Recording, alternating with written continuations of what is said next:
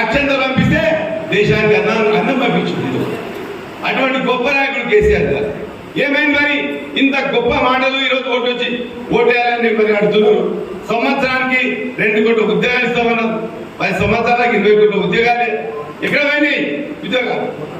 ఇంకొక విషయం చెప్తున్నా, మన రాష్ట్రంలో ఈ అభివృద్ధి కార్యక్రమం వల్ల ఈ విప్లవ మన పరిస్థితుల వల్ల కేసీఆర్ గారి యొక్క పథకాల వల్ల ఈ రోజు ఇంత గొప్పగా పంట పండినప్పుడు స్టేట్ గవర్నమెంట్ ఎంతైతే కెపాసిటీ కొనాలో అంతకు మించి 400 పంటలు వచ్చిన పరిస్థితిలో కేంద్ర ప్రభుత్వాన్ని వేడుకోవడం జరిగింది.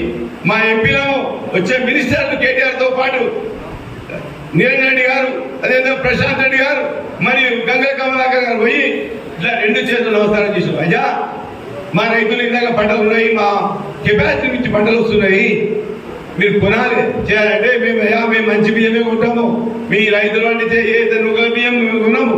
మరి మన రైతుల బియ్యం కొన్నప్పుడు మన తెలంగాణ ఓట్లు ఎట్లా అడుగుతున్నారో ఒకసారి ఆలోచన చేసుకోండి. ఎన్ని ఉన్నాయో చూసుకోండి. ఏళ్ళ మీద లెక్కలు వేసుకోవచ్చు. 2 కోట్ల ఉద్యోగాలు, మరి రైతులకు సపోర్ట్ లేదు. ఇంకో విషయం చెప్తున్నా, ఇవాళ దాదాపు 12 లక్షల కోట్ల రూపాయలు ఏనామా పెట్టి పారిపోయిన పెద్ద పెద్ద కార్పొరేట్ బిజినెస్ మెన్లకు ఇవాళ రుణాలు మాఫీ చేసిందయ్యా. ఎంత చిగ్గుచెట్టు ఆలోచన చేసుకోండి. ఇలా ఎంత చిగ్గు దేశానికే తల పంపింది ఆలోచన చేసుకోండి. అదేవిధంగా రైతులు ఈరోజు కేంద్ర ప్రభుత్వం తెచ్చిన నల్ల చట్టాల వలన ఈరోజు దేశవ్యాప్తంగా అక్కడ నార్త్ ఇండియాలో 13 నెలలు వాళ్ళు నిద్రాహారాలు లేకుండా తిండి లేకుండా వాళ్ళు అక్కడ స్ట్రైక్ చేయడం జరిగింది. ఆ క్రమంలో దాదాపు 750 మంది చనిపోయారు.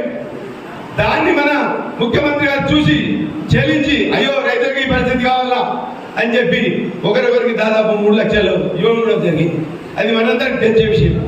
గొప్ప నాయకుడు మన మనసున్న నాయకుడు కేసీఆర్ గారు ఈ విధంగా ఈరోజు ఈ దౌర్భాగ్యమైన పనులు చేసి కాంగ్రెస్ ఆలోచించండి, బీఆర్ఎస్ ఆలోచించండి. ఇంకొక విషయం కూడా చెప్తున్నా, ఈరోజు ఏదైతే పార్లమెంట్ లో మన తెలంగాణ నుంచి మొత్తం 17 మంది ఎంపీలు, ఒక ఎంఐఎం ఎంపీ, మిగతా 9 మంది ఏదైతే బీఆర్ఎస్ ఎంపీలు, 4 బీజేపీ ఎంపీలు, 3 కాంగ్రెస్ ఎంపీలు.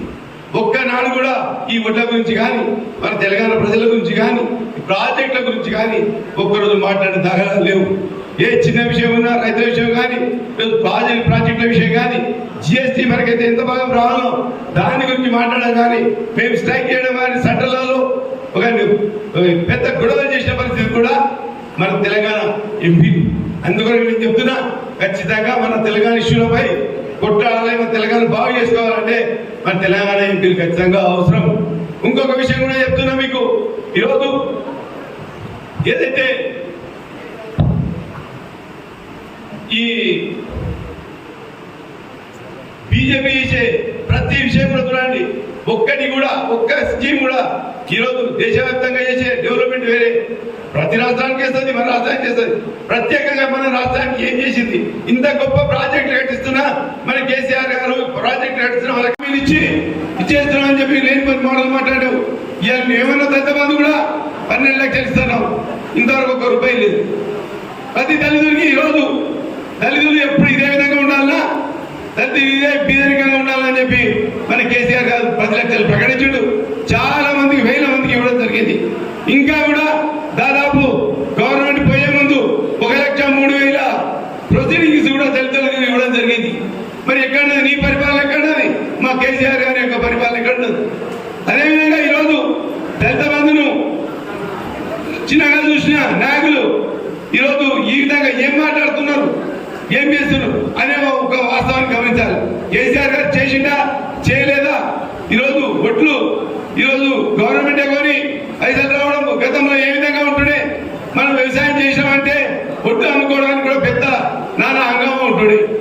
అటువంటి పరిస్థితుల్లో ఈరోజు మన కేసీఆర్ గారు అన్ని వెసులుబాటు కల్పించి అటు రైతు బంధు ఇచ్చుకోము, మళ్ళీ 1 రూపాయి ఖర్చు లేకుండా మన పంటలు పట్టించుకోము, 24 గంటల కరెంట్ కానీ ఇచ్చి ఈరోజు ఎంత గొప్ప మనకు పరిపాలన అందించుడో ఒక్కవారి గుండెగా చేసుకుని ఆలోచన చేసుకోండి. ఇప్పుడు ఎక్కడ రైతు బంధు అడిగితే చెప్పు తీసుకొని కొడతామంటున్నారు కాంగ్రెస్ ఏదైతే మంత్రులు ఉన్నారో.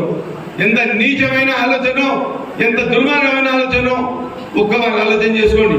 ఇంకొక విషయం, పెద్ద జోక్ ఈరోజు 2024 జోక్ ఏంటంటే తెలంగాణ ప్రాజెక్ట్ కాంగ్రెస్ వాళ్ళు ఏమంటారు మేము తెచ్చామంటారు, బీజేపీ వాళ్ళు వచ్చి మేము తెచ్చామంటారు. ఒక పాలన పంచాయతీలాగా వాళ్ళు ఈరోజు పెట్టుకుంటున్నారు. ప్రజలకు మేము ఏం చేస్తాం ఓట్లేస్తే అని మాట్లాడండి, కానీ మీ పాలన పంచాయతీ మనం జనాలు చూసి నవ్వుకుంటున్నారు. అది ముఖ్యంగా ఆలోచన చేసుకోవాలి. కేసీఆర్ ప్రభుత్వమే మనకు అన్ని రకాలుగా చేసింది. ఇలా ప్రాజెక్టులు కానీ, కరెంటు కానీ, నీళ్లు కానీ, పంటలు పండించే పంటలు కొనడం కానీ ఇవన్నీ చేసింది. ఇంకొకటి చెప్తున్నా, ఈరోజు బుడగల లక్ష్మణ చెప్పింది రాముని మొక్కుదాం బీజేపీని తొక్కుదాం. దాని కూడా నీకు ఎగ్జాంపుల్ చెప్తా, క్లారిఫికేషన్ ఇస్తారు. ఎందుకంటే ఈరోజు దేశం మొత్తం అక్షంతలు పంపించిండు. ఎవరు? నరేంద్ర మోడీ గారు, కేంద్ర ప్రభుత్వం నరేంద్ర మోడీ గారు అక్షంతలు పంపించిండు. ఈ మన తెలంగాణ వచ్చిన తర్వాత కేసీఆర్ గారు 63 లక్షల మెట్రిక్ టన్నుల ఉన్న ధాన్యాన్ని ఈ ఫలాల వల్ల, కరెంట్ వల్ల, ఈ మంచి గొప్ప ప్రాజెక్టుల వల్ల ఈరోజు నీళ్ళిచ్చి దాదాపు 3 కోట్ల మెట్రిక్ టన్నులకు తీసుకుపోయిన గొప్ప నాయకుడు మన కేసీఆర్ గారు. వాళ్ళు అక్షంతలు పంపిస్తే కేసీఆర్ గారు అన్నానికి, దేశానికి అన్నం పంపించారు. అది నిజమా కాదా అని ఒక్కసారి ఆలోచన చేసుకోండి. ఒక ప్రాజెక్టుకైనా జాతీయ హోదా ఇచ్చిండ్రా మీరు ఆలోచన చేసుకోండి.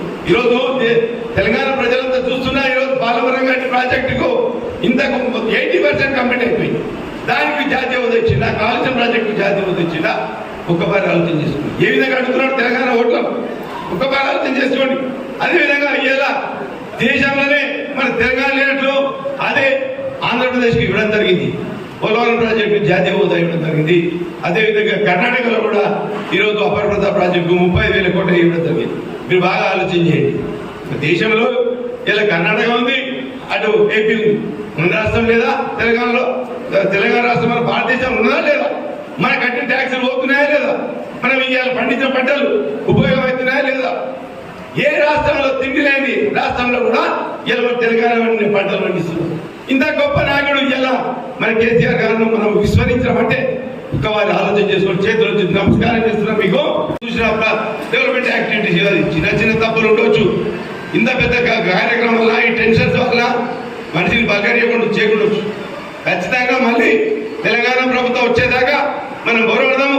వీళ్ళందరినీ గెలిపించి మళ్ళీ ఒక కొత్త ఒక ప్రచండ నాయకత్వం తీసుకొచ్చి ఖచ్చితంగా మనం తెలంగాణను కాపాడుకుందాం అని ఖచ్చితంగా మీరందరూ ఖచ్చితంగా మళ్ళీ ఎంపీలను గెలిపించుకోవాలి అని కోరుకుంటూ సెలవు తీసుకుంటున్నారు. జై తెలంగాణ.